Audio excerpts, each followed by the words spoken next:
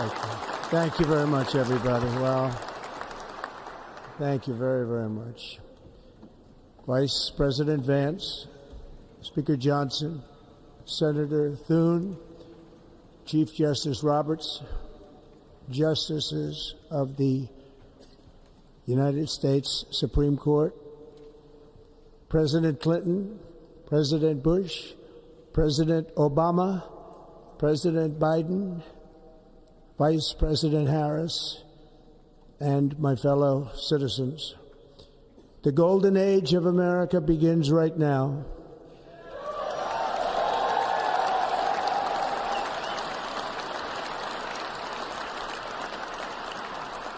From this day forward, our country will flourish and be respected again all over the world. We will be the envy of every nation, and we will not allow ourselves to be taken advantage of any longer. During every single day of the Trump administration, I will very simply put America first.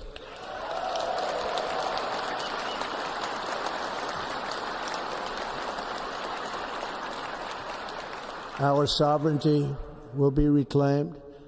Our safety will be restored. The scales of justice will be rebalanced.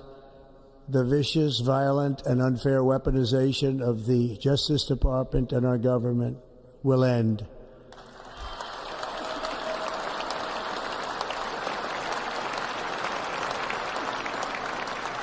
And our top priority will be to create a nation that is proud, prosperous, and free.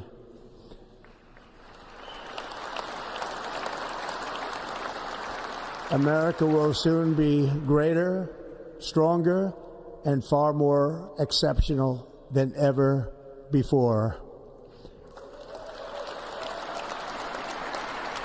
I return to the presidency confident and optimistic that we are at the start of a thrilling new era of national success. A tide of change is sweeping the country. Sunlight is pouring over the entire world, and America has the chance to seize this opportunity like never before.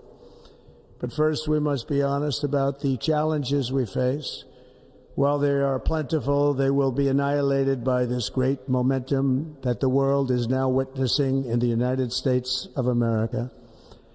As we gather today, our government confronts a crisis of trust.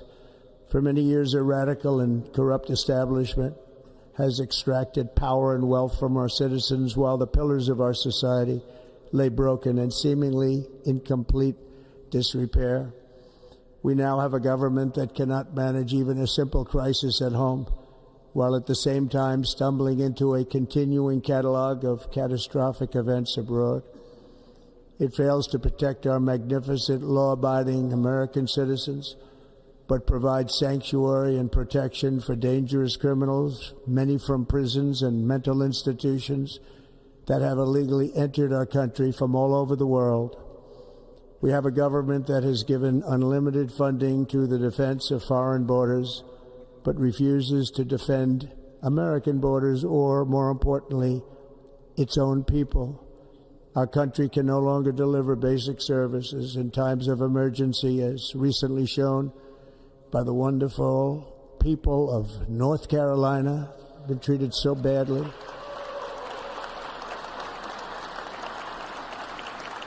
And other states who are still suffering from a hurricane that took place many months ago.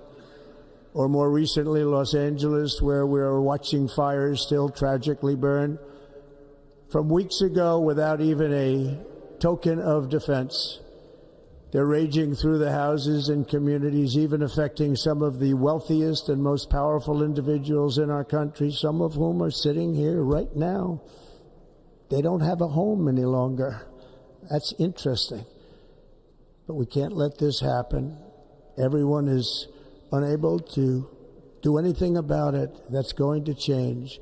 We have a public health system that does not deliver in times of disaster, yet more money is spent on it than any country anywhere in the world. And we have an education system that teaches our children to be ashamed of themselves in many cases, to hate our country despite the love that we try so desperately to provide to them. All of this will change starting today, and it will change very quickly.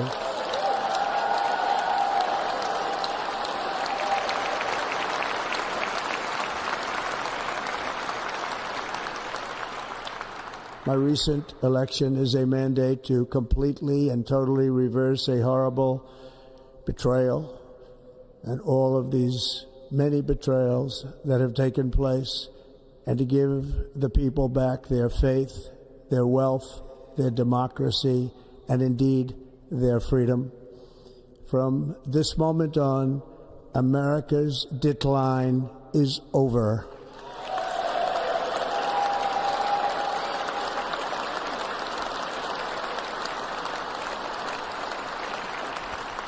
Our liberties and our nation's glorious destiny will no longer be denied, and we will immediately restore the integrity, competency, and loyalty of America's government.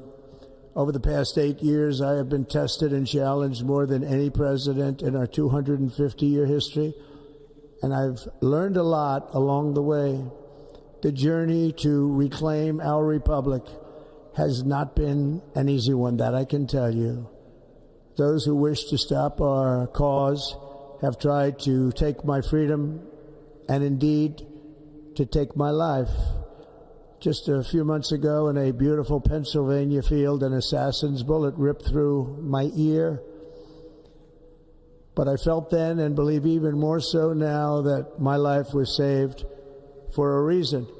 I was saved by God to make America great again.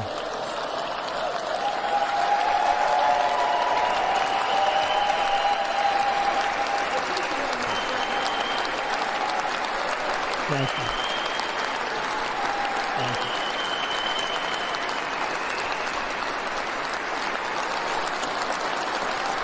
Thank you very much.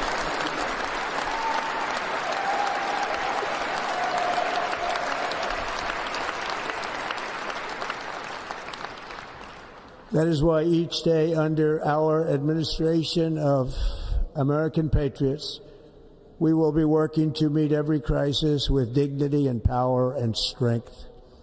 We will move with purpose and speed to bring back hope, prosperity, safety, and peace for citizens of every race, religion, color, and creed.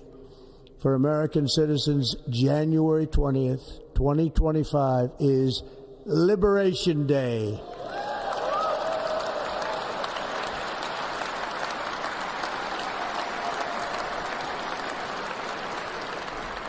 It is my hope that our recent presidential election will be remembered as the greatest and most consequential election in the history of our country.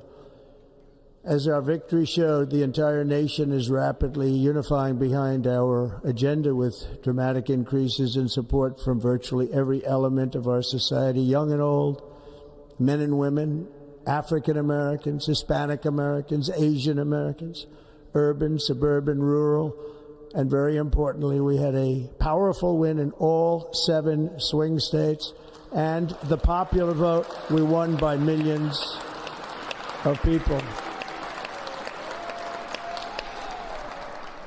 To the Black and Hispanic communities, I want to thank you for the tremendous outpouring of love and trust that you have shown me with your vote. We set records, and I will not forget it. I've heard your voices in the campaign, and I look forward to working with you in the years to come.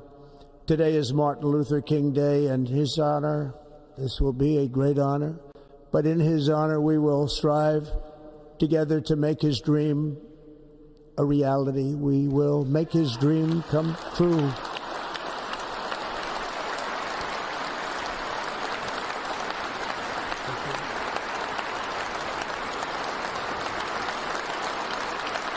Thank you. Thank you. National unity is now returning to America, and confidence and pride is soaring like never before. In everything we do, my administration will be inspired by a strong pursuit of excellence and unrelenting success. We will not forget our country. We will not forget our Constitution, and we will not forget our God. Can't do that.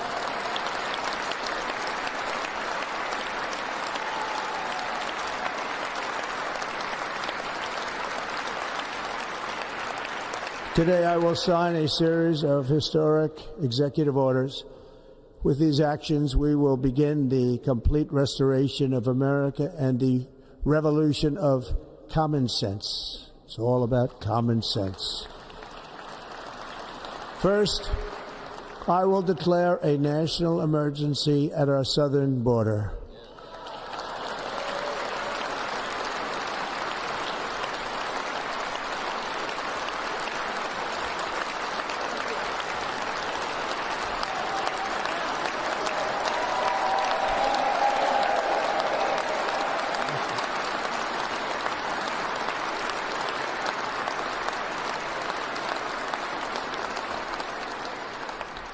All illegal entry will immediately be halted, and we will begin the process of returning millions and millions of criminal aliens back to the places from which they came.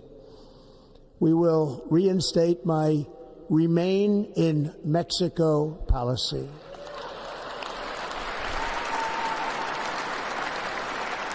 I will end the practice of catch and release. And I will send troops to the southern border to repel the disastrous invasion of our country.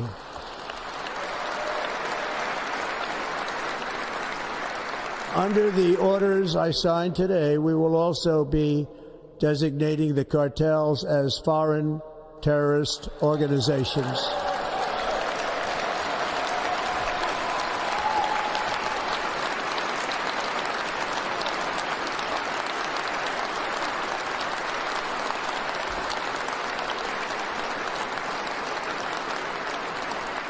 And by invoking the Alien Enemies Act of 1798, I will direct our government to use the full and immense power of federal and state law enforcement to eliminate the presence of all foreign gangs and criminal networks, bringing devastating crime to U.S. soil, including our cities and inner cities.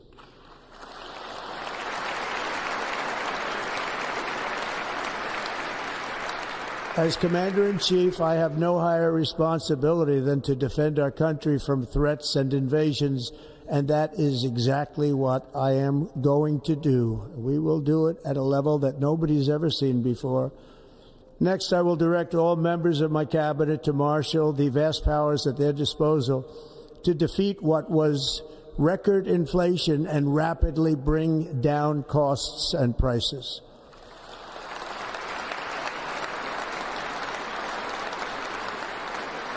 The inflation crisis was caused by massive overspending and escalating energy prices, and that is why today I will also declare a national energy emergency. We will drill, baby, drill.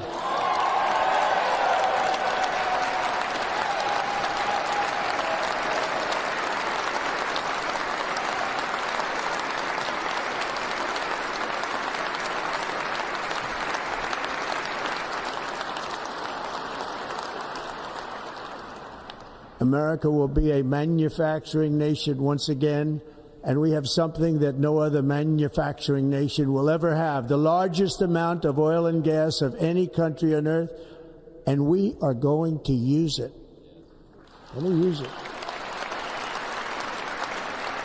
We will bring prices down, fill our strategic reserves up again, right to the top, and export American energy all over the world. We will be a rich nation again, and it is that liquid gold under our feet that will help to do it. With my actions today, we will end the Green New Deal, and we will revoke the electric vehicle mandate, saving our auto industry and keeping my sacred pledge to our great American auto workers.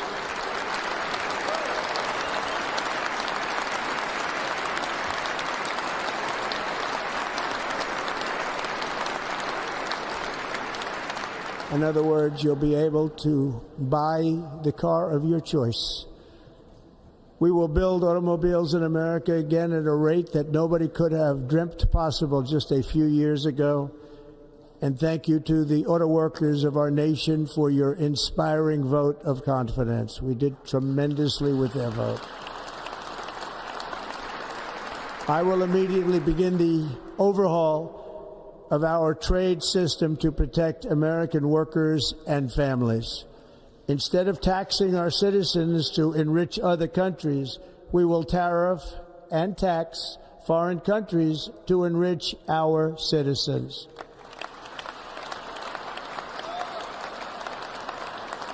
For this purpose, we are establishing the External Revenue Service to collect all tariffs, duties, and revenues. It will be massive amounts of money pouring into our Treasury, coming from foreign sources. The American dream will soon be back and thriving like never before to restore competence and effectiveness to our federal government. My administration will establish the brand new Department of Government Efficiency.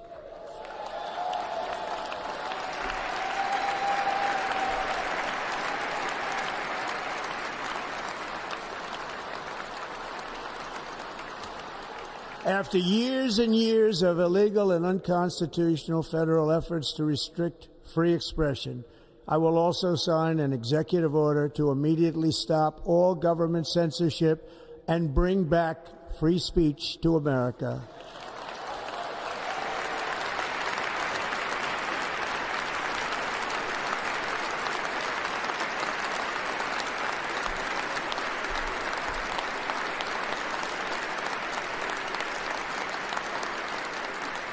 Never again will the immense power of the state be weaponized to persecute political opponents, something I know something about. We will not allow that to happen. It will not happen again. Under my leadership, we will restore fair, equal, and impartial justice under the constitutional rule of law.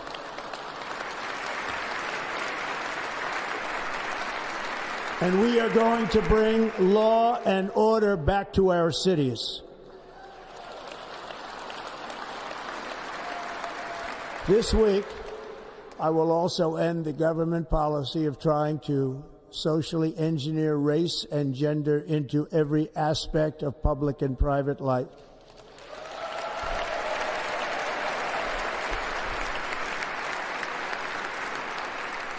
We will forge a society that is colorblind and merit-based.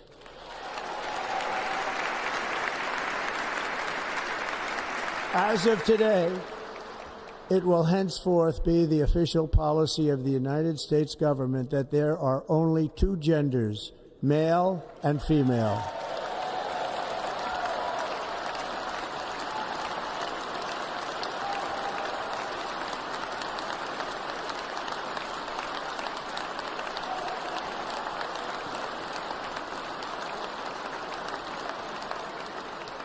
This week, I will reinstate any service members who were unjustly expelled from our military for objecting to the COVID vaccine mandate with full back pay.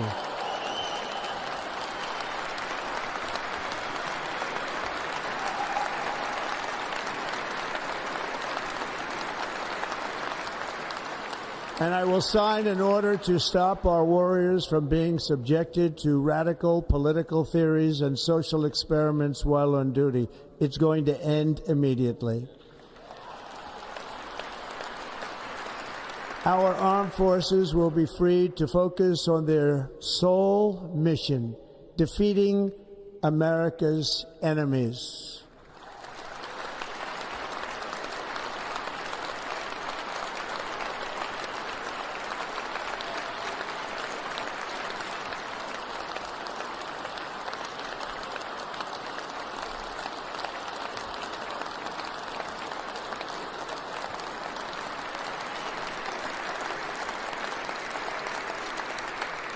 Like in 2017, we will again build the strongest military the world has ever seen.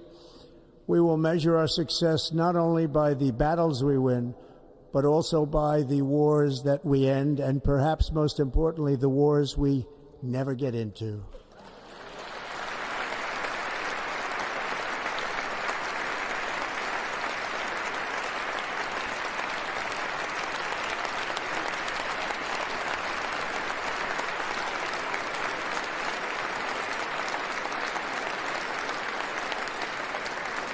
My proudest legacy will be that of a peacemaker and unifier. That's what I want to be, a peacemaker and a unifier. I'm pleased to say that as of yesterday, one day before I assumed office, the hostages in the Middle East are coming back home to their families.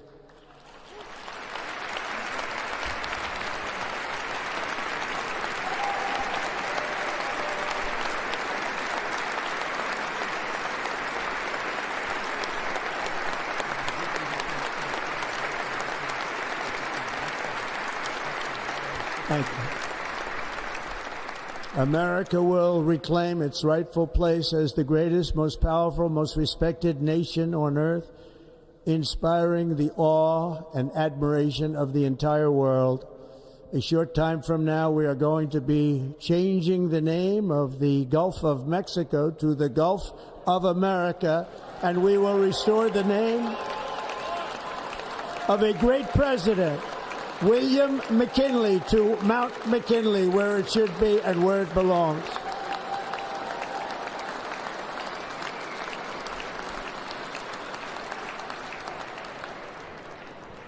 President McKinley made our country very rich through tariffs and through talent. He was a natural businessman and gave Teddy Roosevelt the money for many of the great things he did, including the Panama Canal, which has foolishly been given to the country of Panama after the United States. The United States, I mean, think of this, spent more money than ever spent on a project before and lost 38,000 lives in the building of the Panama Canal.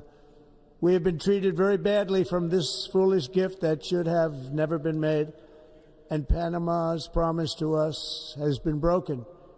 The purpose of our deal and the spirit of our treaty has been totally violated. American ships are being severely overcharged and not treated fairly in any way, shape, or form, and that includes the United States Navy.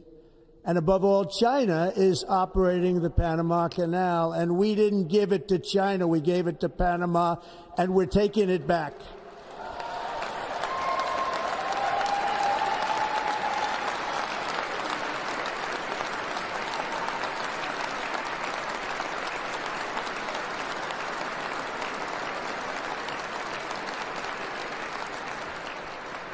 Above all, my message to Americans today is that it is time for us to once again act with courage, vigor, and the vitality of history's greatest civilization. So as we liberate our nation, we will lead it to new heights of victory and success. We will not be deterred. Together we will end the chronic disease epidemic and keep our children safe, healthy, and disease-free. The United States will once again consider itself a growing nation, one that increases our wealth, expands our territory, builds our cities, raises our expectations, and carries our flag into new and beautiful horizons. And we will pursue our manifest destiny into the stars, launching American astronauts to plant the stars and stripes on the planet Mars.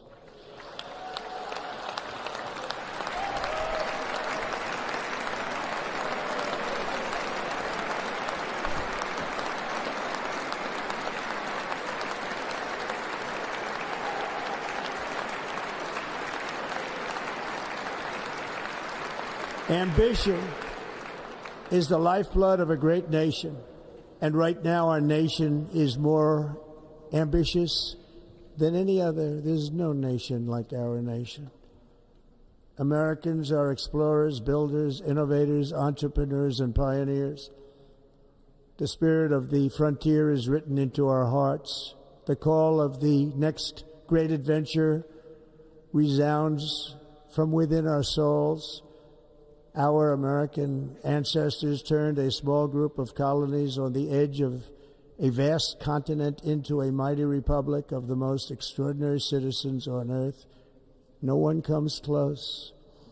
Americans pushed thousands of miles through a rugged land of untamed wilderness.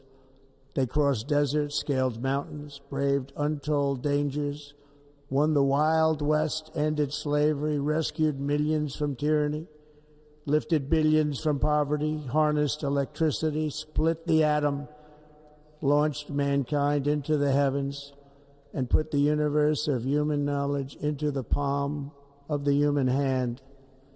If we work together, there is nothing we cannot do and no dream we cannot achieve. Many people thought it was impossible for me to stage such a historic political comeback. But as you see today, here I am. The American people have spoken.